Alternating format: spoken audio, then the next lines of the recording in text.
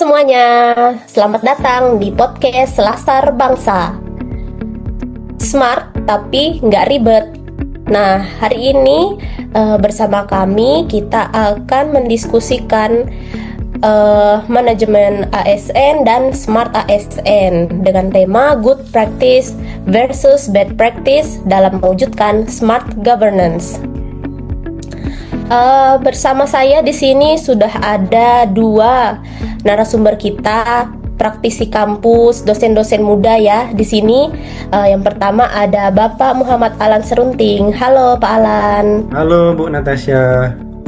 Ya, nah kemudian sudah ada juga bersama kita Pak Eza Kemal Firdaus. Halo Pak Eza. Halo Bu Natasha. Ya, selamat datang. Sebelum kita masuk ke pembahasan kita harus menonton dulu cuplikan video berikut ini.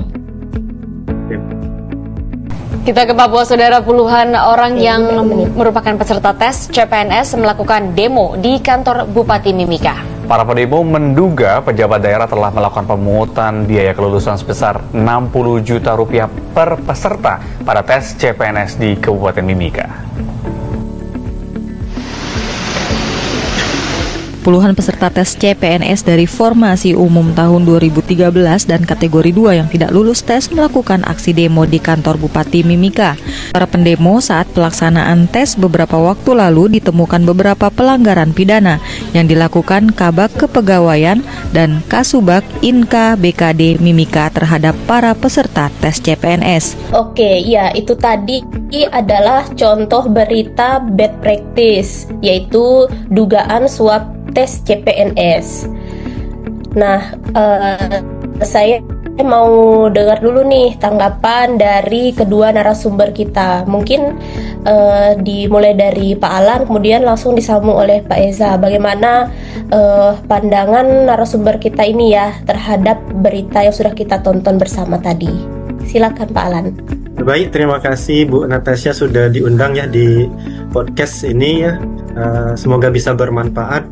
Tapi ternyata masih ada ya seperti itu ya, masih ada kejadian suap menyuap di tes masuk CPNS ya. Ini sebenarnya suatu kegagalan dalam ya Smart ASN juga ya, sistem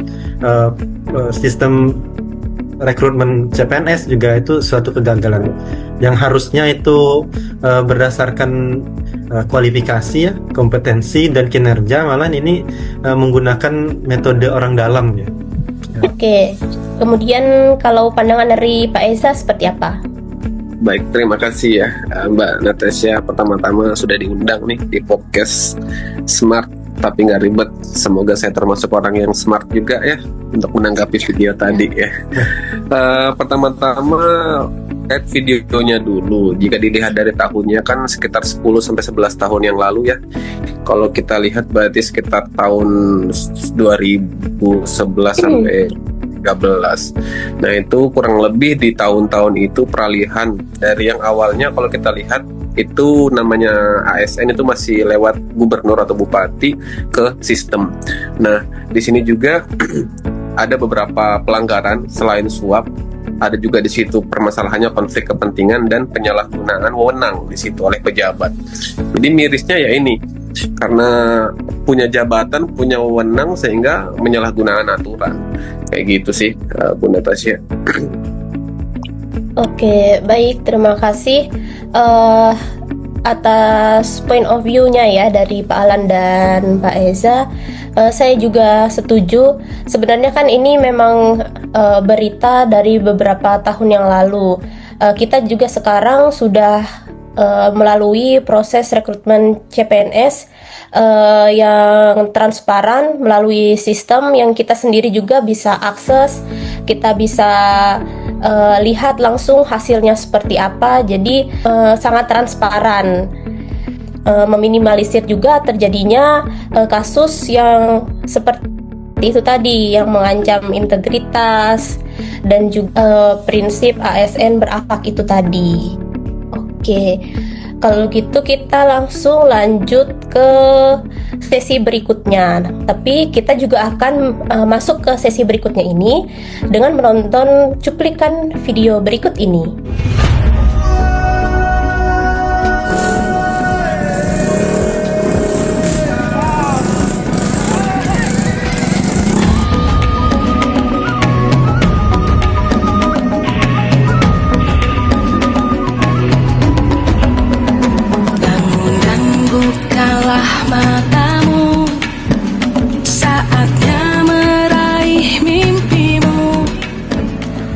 Assalamualaikum warahmatullahi wabarakatuh. Saya Yakob Muhammad, Kepala SMA Negeri 1 Pinogu. Kali ini saya akan membagikan praktik baik saya tentang pembelajaran berdiferensiasi dan pengembangan kegiatan ekstrakurikuler untuk meningkatkan motivasi siswa ke sekolah. SMA Negeri 1 Pinogu merupakan sekolah yang terletak di daerah yang bisa dikatakan terpencil. Tepatnya berada di Jalan Impres Pinogu, Desa Pinogu Permai, Kecamatan Pinogu, Kabupaten Bonemolango, Provinsi Gorontalo.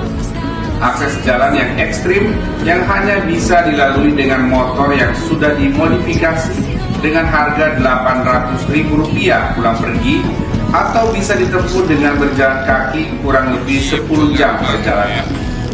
SMA Negeri 1 Pinogu hanya memiliki 2 gedung, yakni gedung kantor dan ruang kelas. Akses jalan yang susah membuat sarana dan prasarana di SMA Negeri 1 Pinogu sangat minim. Sulitnya akses internet menjadikan luring dari rumah ke rumah menjadi satu-satunya pilihan dalam melaksanakan proses pembelajaran. Kita mulai dulu dengan POV dari Pak Eza nih terhadap cuplikan video yang sudah kita tonton tadi. Bagaimana Pak Eza? Ya, baik, terima kasih Bu Natasha ya. Jujur saya tadi melihat videonya, langsung satu kata yang keluar, keren sih ya. Benar-benar nilai-nilai berakhlak sudah masuk ke beliau semua ya, dengan keterbatasan yang ada dari prasarana dan sarana dan internet terutama. Beliau berusaha meningkatkan kompetensi, kolaborasi dengan masyarakat sekitar dan lain-lain sampai tetap berjalannya kegiatan proses belajar dan mengajar. Jadi kalau kita bandingkan video tadi dengan yang barusan, sebenarnya ada beberapa makna yang kontradiktif. Dalam situasinya sama-sama di pelosok, sama-sama di pedalaman, prasarana dan sarana terbatas, internet juga terbatas, cuma pengelolaannya berbeda. Ternyata permasalahannya bukan di prasarana ataupun internet, tapi di orangnya. Jadi ketika orangnya tepat, pasti sistemnya juga berjalan dengan baik. Itu sih kalau yang saya lihat, gitu Bu Natasha. Oke, terima kasih Pak Eza atas tanggapannya. Dari Pak Alan sendiri bagaimana? Dari saya sebenarnya melihat tadi ya, sangat terharu ya melihat perjalanan menuju sekolahnya gitu ya, daerah jalan tanah ya penuh dengan lumpur gitu. Ini kunci keberhasilan beliau tuh sepertinya memang memegang teguh nilai berakhlak itu ya. Nilai berakhlak sangat dipegang teguh. Jadi berita-berita ini harus kita sebarkan dan menjadi motivasi ya untuk kita menciptakan smart government dan itu tadi ya, sistem merit yang bagus ya, jadi orang-orang yang kompeten itu yang masuk ke sistem pemerintahan ini. Ya seperti itu Bu Natasha. Oke, siap. Terima kasih tanggapannya Pak Alan. Saya setuju dengan kedua narasumber